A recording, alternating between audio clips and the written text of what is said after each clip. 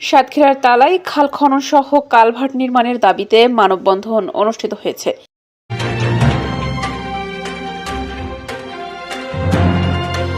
দর্শক, স্বাগত জানাচ্ছে বিবিআর নিউজে। শুনছিলেন সংবাদ শিরোনাম, এখন দেখবেন বিস্তারিত।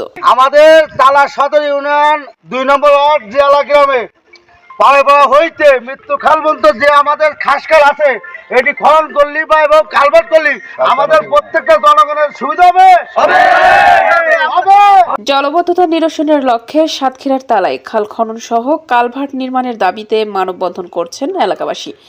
রবিবার ১২ এপ্রিল সকাল ১১টার দিকে উপজেলার জিয়ালা গ্রামের ঘাটের খাল নামক স্থানে অনুষ্ঠিত মানববন্ধনে বক্তারা বলেন, তালা সদর সহ কয়েকটি ইউনিয়নের পানি নিষ্কাশনের একমাত্র এই উড়াতলা খাল, যা এখন তার সভ্যতা হারাতে বসেছে। সাতক্ষীরা জেলার তালা উপজেলা ও খুলনা জেলার ডুমুরিয়া উপজেলার একটি সংযোগস্থল এটি।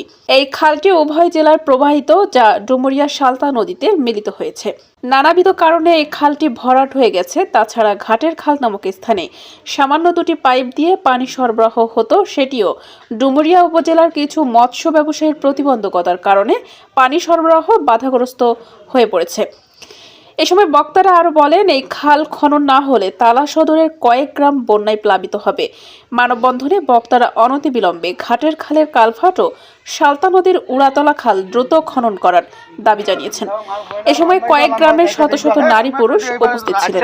এই কালভার্টটা হইলে আপনাদের ভালো হবে।